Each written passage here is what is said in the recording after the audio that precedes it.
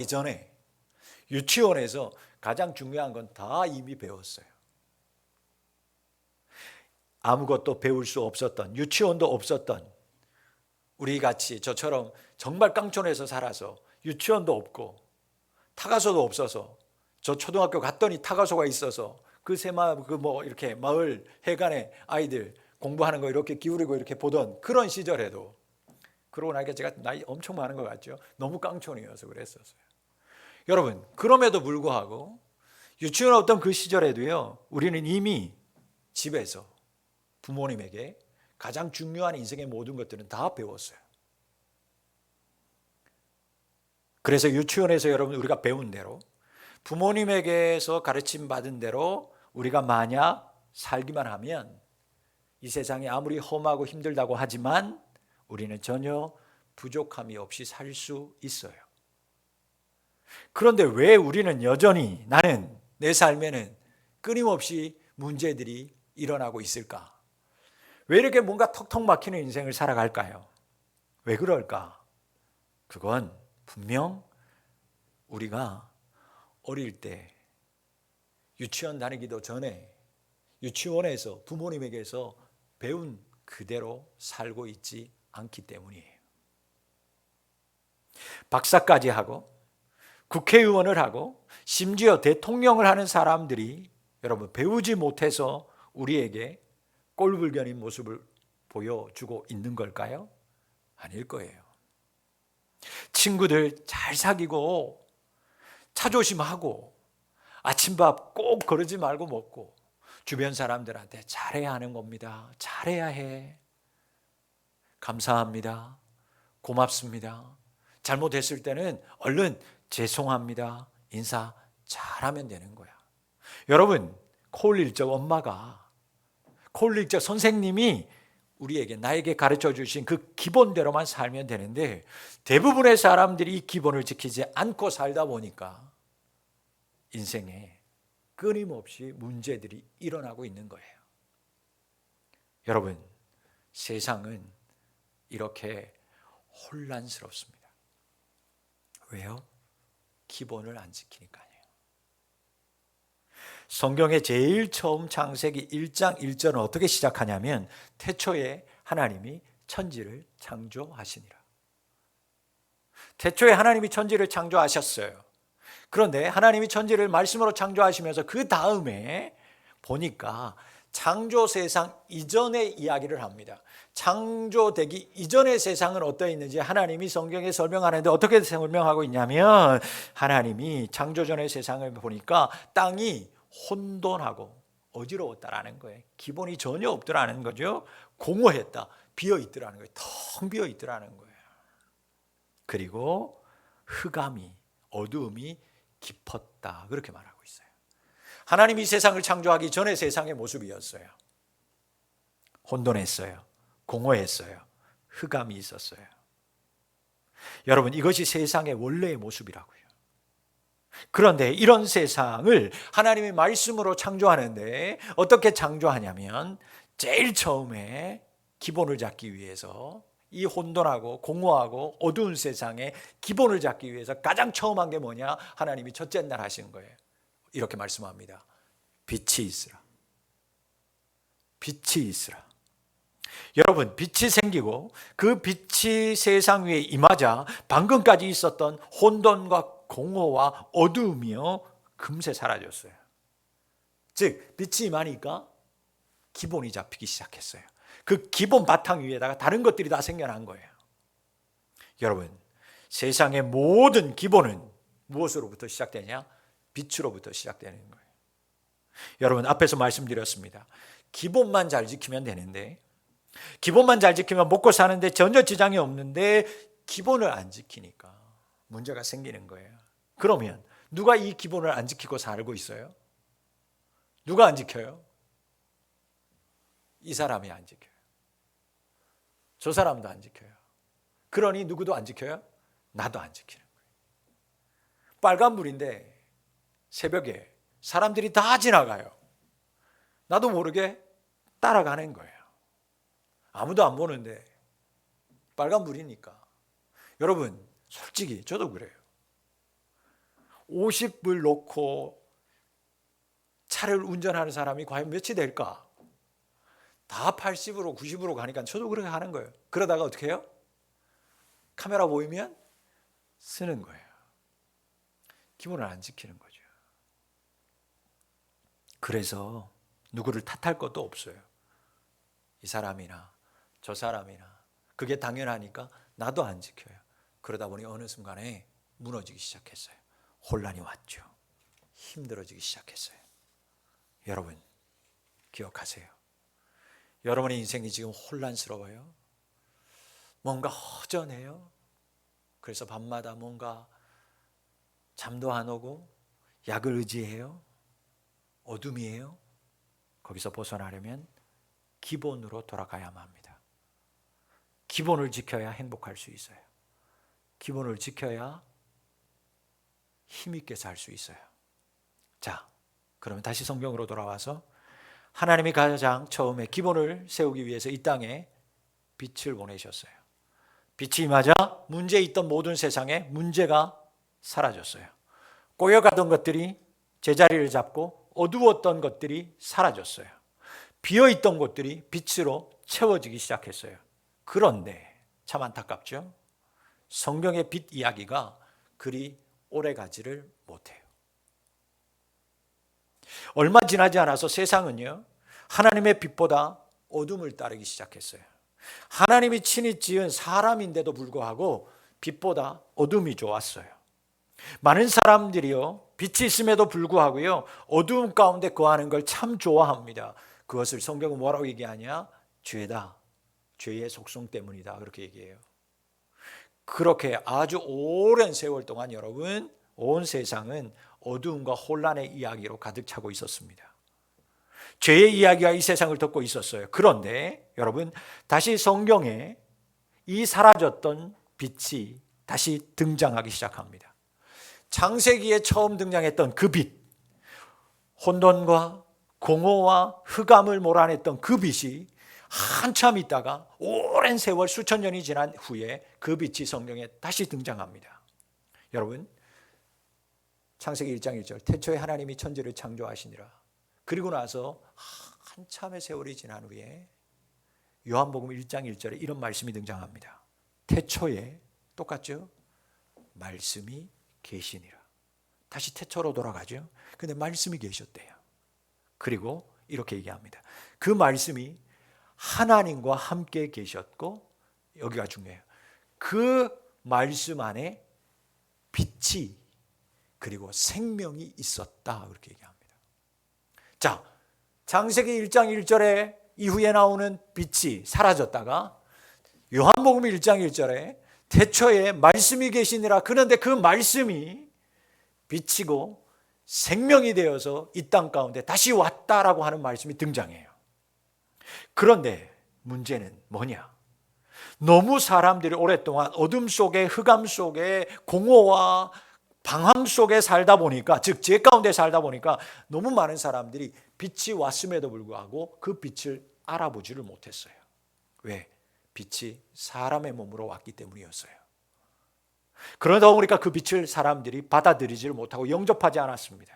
사실 그 빛이 누구라고요? 말씀이 육체가 되어서 오신 예수님인데 말이에요. 사람들이 혼돈, 어둠에 너무 오래 있다 보니까 예수님이 빛으로 왔는데 예수님을 모두 다 알아보지 못했어요. 심지어 십자가에 죽이기까지 하죠.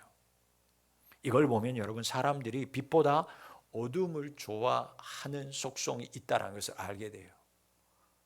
여러분, 너무 오랜 시간 동안 있었어요.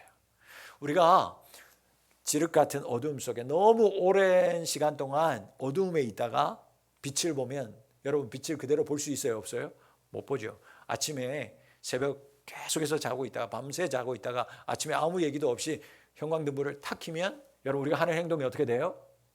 어떻게 합니까? 이불 뒤집어 쓰든가, 가리든가, 눈 비비든가 다시 어둠 속으로 들어가려고 하는 거예요. 그게 죄의 속성인 거예요. 빛이 너무 강하니까 어둠을 찾았어요. 그런데 보세요. 많은 사람들이 어둠을 쫓아가고 어둠에 익숙해져서 다시 어둠에 갈지라도 그 중에 그 가운데 이 빛을 받아들이는 사람, 즉 이 빛이신 예수님을 영접하는 사람은 하나님이 약속합니다. 내가 그 사람들은 하나님의 자녀가 되는 권세를 주겠다. 여러분, 하나님이 자녀가 되는 권세를 주겠다. 누구를? 빛을 알아보고 빛을 깨닫고 그 빛을 영접하는 사람은. 여러분, 성경에서 영접이라고, 교회 오면 영접한다고 그러는데, 영접한다는 건 여러분 뭐 세상에서도 많이 하잖아요. 기빈을 영접한다. 그 얘기는 뭐예요? 환영한다, 그 얘기예요. 환영한다. 여러분, 오늘 처음 우리 푸른비전교회 오신 여러분, 제가 정말 열렬히 두 손 들어 환영합니다. 환영하는 거예요. 그게 영접하는 거예요. 영접하기 위해서 청소도 하고요. 어제 다시 다 드러내고 청소도 하고 그러는 거예요. 근데 여러분, 영접한다는 거, 환영한다는 건 과연 뭘까? 말씀드릴게요. 여러분, 여러분의 어머님이, 시댁 어머니 말고 친정 어머님이 이 가을에 김장하셔가지고 그걸 손으로 하나 절여서 김장을 해서 머리에 이고 손에 이고 들고 말씀도 안 하고 저희 집에 지금 찾아왔어요. 여러분들 집에 초인종을 누르고 있어요. 자녀가 있는 분들, 하나밖에 없는 이 귀한 아들이 군대 갔는데, 군대 갔다가 첫 휴가를 얘기도 안 하고 와가지고 지금 엄마 아빠 나 첫 휴가 나왔어요. 초인종 땡동땡동 누르고 있어요. 여러분 어떻게 하시겠어요? 여러분 어떻게 하겠어요? 달려나가야죠. 문을 열어야죠. 얼른 받아들고 빨리 들어오라고 얘기해야죠. 그게 바로 영접이라는 거예요. 그게 환영하는 거예요.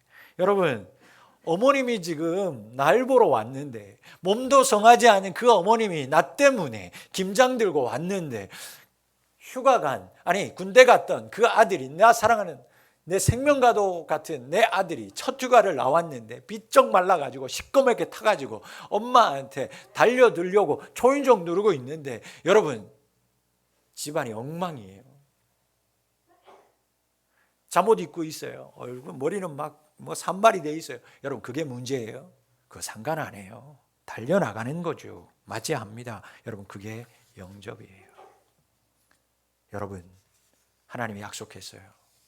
영접하는 사람은 하나님의 자녀가 되는 권세를 주시겠다.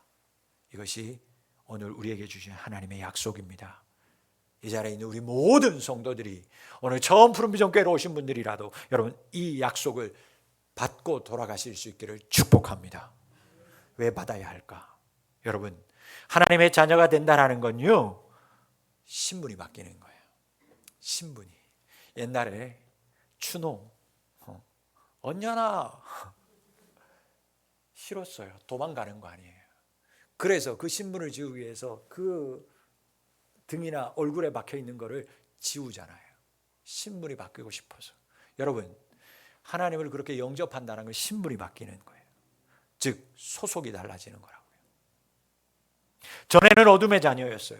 전에는 죄의 자녀였어요. 죄의 자녀였어요. 공허하게 살았어요. 그러나 오늘 여러분 예수님 영접하면 여러분 하나님의 자녀, 빛의 자녀로 신분이 바뀌는 거예요. 어둠의 자녀이기 때문에 여러분 인생이 매일 혼란하고 어둡고 공허하던 사람이 예수님이 영접하면 받는 것이 달라져요. 누리는 것이 달라져요.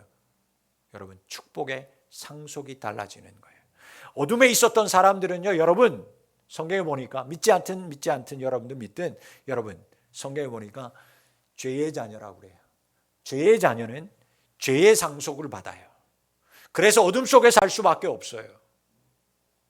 자신은 아무리 착하게 살고 많이 베풀고 살고 이 땅에서 부족함이 없이 살아도 여러분 예수 믿지 않은 사람들은, 예수를 영접하지 않는 사람은 여전히 그 죄의 상속을 끊어버리지 못하기 때문에 이 땅에서는 풍요롭게 살고 떵떵거리며 살지 몰라도 마지막은 다시 어둠으로 들어갑니다. 성경은 그것을 지옥이라고 얘기하죠. 그러나 이 땅에서 비록 공허하게 살고 부족하게 살고 없이 살아도 예수님을 그렇게 어머니 아들 영접하듯이 영접하면 신분이 바뀌어요. 무엇으로? 하나님 아버지의 자녀, 즉 축복의 자녀로 바뀌는 거예요. 결말이 달라져요. 완벽하게 달라져요. 여러분, 좀 더 구체적으로 영접하는 건 환영하는 거라고 했는데, 이것을 신앙적으로 얘기하자면 영접하는 걸 다른 말로 뭐라고 얘기하냐면 믿음이다, 믿는 것이다, 그렇게 얘기해요.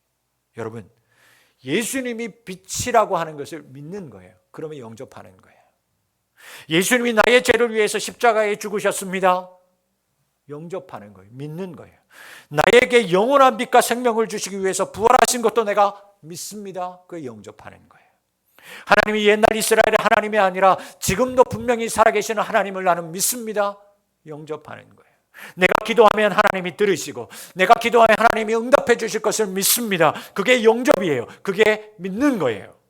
그러므로 오늘 예배하는 이 자리에 있는 모든 분들이 저는 예수님을 믿는 자 되실 수 있기를 주의 이름으로 축원합니다. 여러분, 앞뒤 좌우분들에게 이렇게 말해 볼까요? 예수님 믿는 자 되세요. 시작. 예수님, 예수 믿으세요. 여러분, 예수 믿으셔야 돼요. 제가 항상 얘기합니다. 여러분, 우리나라에서 지금까지 목회자들 중에 그래도 가장 존경받는 목사님, 가장 존경받았던 목사님, 마지막을 남한선성에서 보내셨어요. 그때 수많은 교계의 목사님이 그 목사님에게 찾아왔어요. 목사님, 마지막 가시기 전에 저희들에게 당부할 말씀을 하고 가세요. 하고 가세요. 그 목사님이 이렇게 얘기합니다. 죽기 전에 얼마나 남진 인생 앞에서 그 대단한 목사님들, 저 같은 사람은 그렇게 가지도 못했을 거예요. 아마 다 한국에서 이름이라고 내놓으면 다 아는 목사님들이 그 목사님을 찾아갔어요. 그 목사님이 이렇게 얘기합니다. 목사님, 예수님 잘 믿으세요. 여러분, 교회 안 다니는 사람뿐만 아니라 교회 다니는 사람까지 예수님 잘 믿어야 되는 거예요. 왜? 신분이 달라지는 거예요. 끝이 달라지기 때문에 그래요. 이 자리에 있는 우리 성도 여러분, 예수님 정말 잘 믿는 우리 이 자리에 있는 분들이 되셨으면 정말 고맙겠습니다. 예수님 믿으면 인생이 달라집니다. 어둠이 물러가요. 혼란한 것들이 사라집니다. 허무한 것들이 여러분 사라져요. 주인이 바뀌면 생활 패턴이 바뀌잖아요. 소속이 바뀌면 패턴이 바뀌어지는 거예요. 신문이 달라지는 거예요. 그런데 왜 많은 사람들이 이 좋은 것을 받아들이지 못할까? 왜 못 믿을까? 말씀드렸죠. 너무 오랫동안 어두움에 익숙해져 있었기 때문이에요. 그래서 보세요. 이 죄에 익숙해져 있었던, 어두움에 익숙해졌던 인간, 그래서 왔음에도 받아들이지 못하고 못 믿는 사람들, 그래서 예수님이 인간 안에 있는 이 질긴 어두움과 죄의 익숙함을 끊어버리기 위해서 하나님과 합동으로 여러분 무언가를 결심합니다.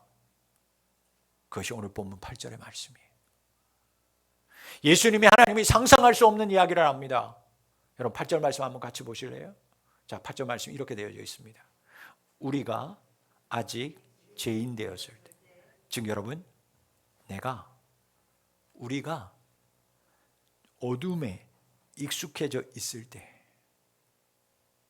뭐라고요? 그리스도께서, 예수님께서 우리를 위하여 죽으심으로 하나님께서 우리에 대한 자기의 사랑을 확증 사인하셨다는 거예요. 못 바꾼다. 나는 널 사랑해. 나 너 사랑하고 있어. 언제? 이미 우리가 죄인이었을 그때에도, 빛이신 예수님을 영접하지도 않고 거부할 때에도 하나님이 뭐라고 얘기하냐면 나는 너 사랑해. 사인하셨어요. 하나님의 사인은 바꿀 수도 없고요. 누군가 베낄 수도 없어요.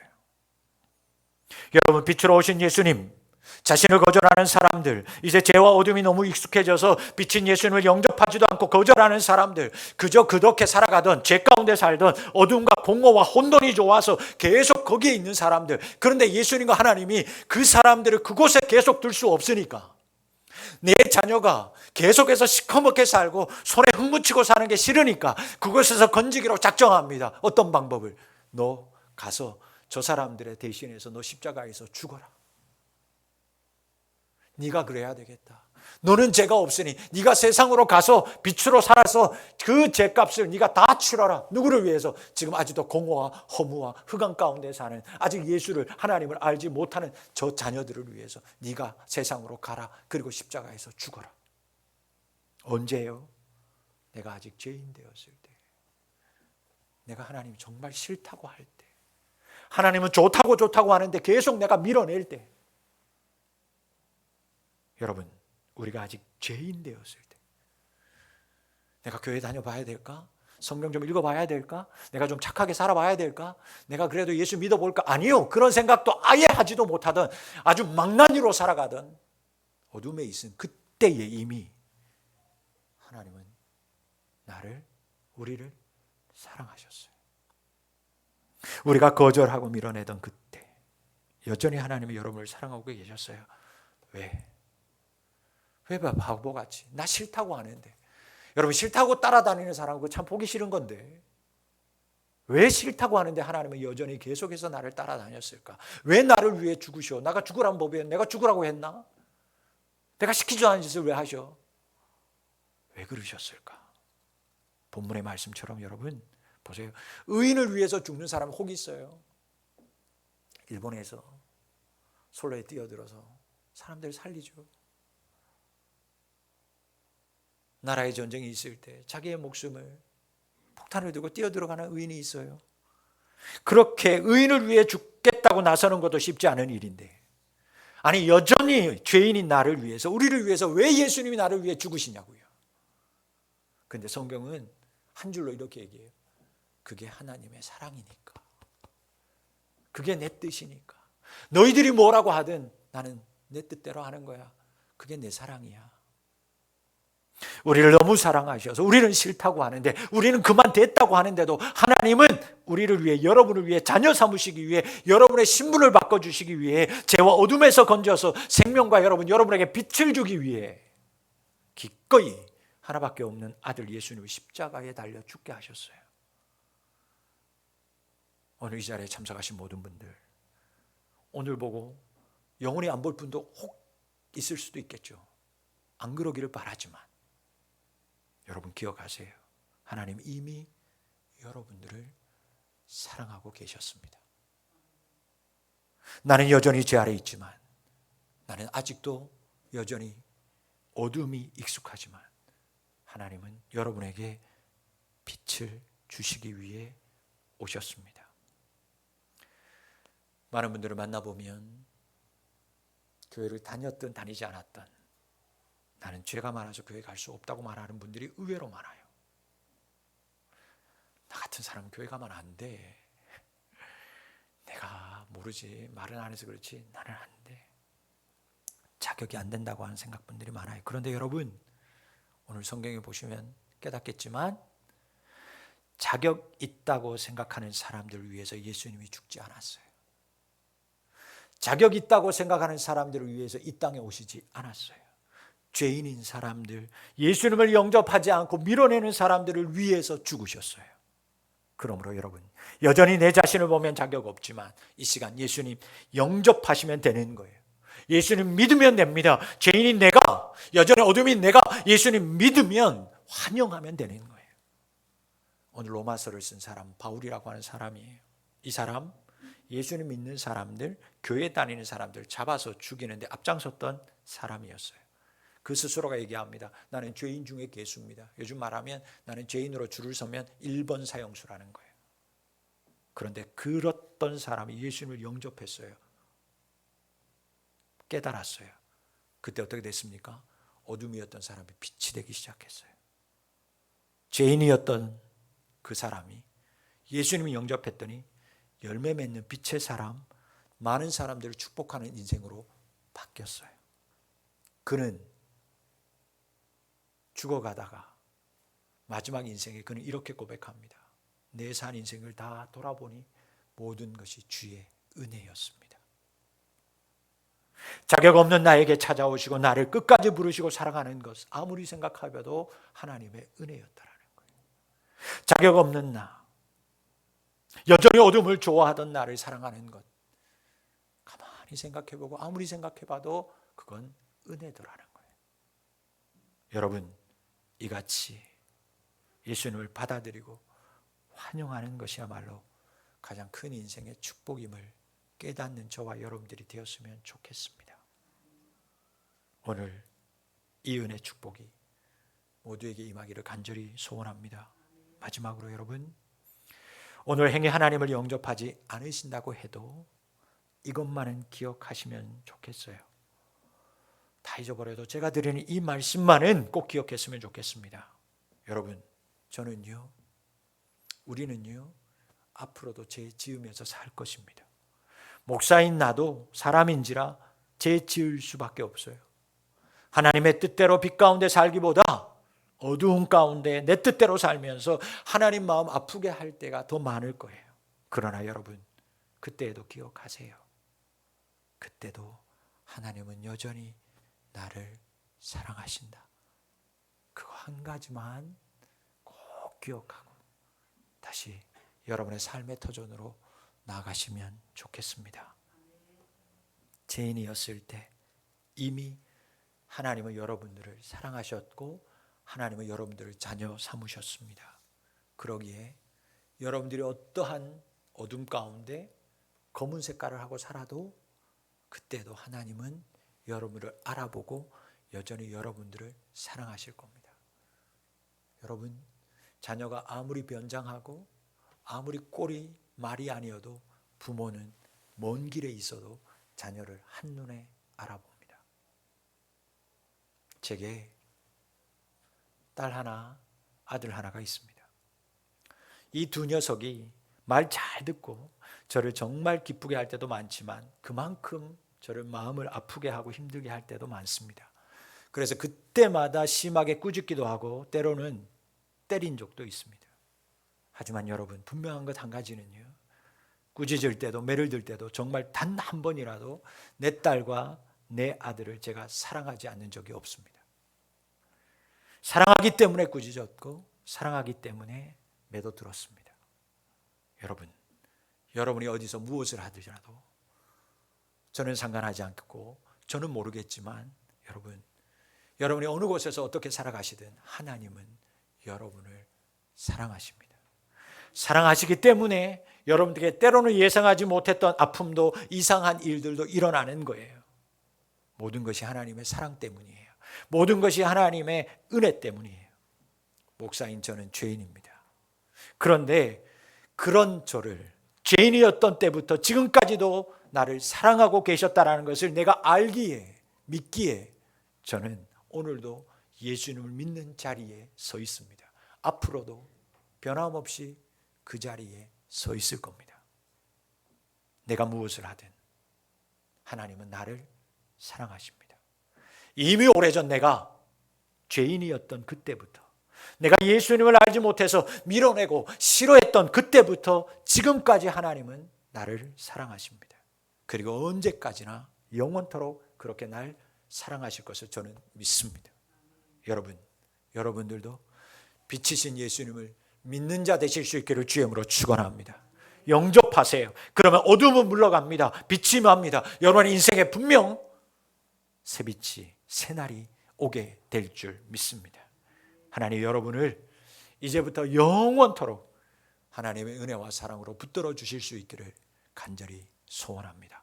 기도하겠습니다. 아버지 하나님, 이미 밀어내고 싫다고 할 때에도 나를 사랑하셨던 하나님, 그 하나님을 믿으면, 그 예수님을 영접하기만 하면 신분이 바뀜을 믿습니다. 오늘 이 자리에 있는 모든 자들이 신분이 바뀌는 역사가 있게 하여 주시옵소서. 예수님 믿고 세상으로 나가게 도와주옵소서. 그러다가 때로 실수하고 또 어둠에 있을지라도 그때에도 여전히 나를 사랑하고 있는 하나님의 사랑을 깨닫고 기억하는 자들 되게 도와 주시옵소서. 예수님의 이름으로 축복하며 기도하옵나이다. 아멘.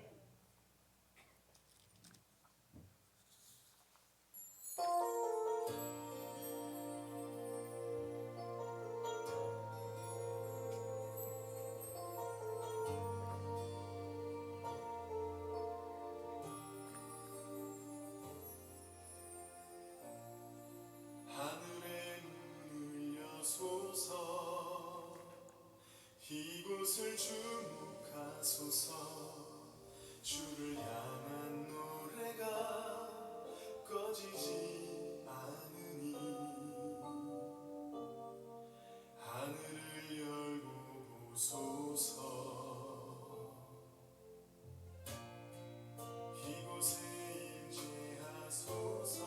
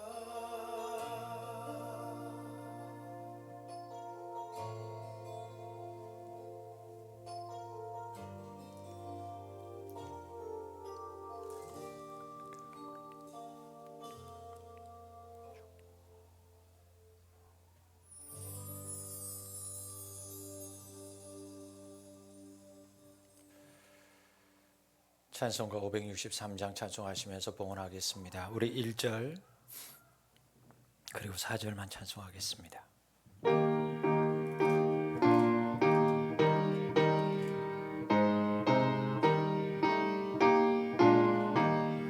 예수 사랑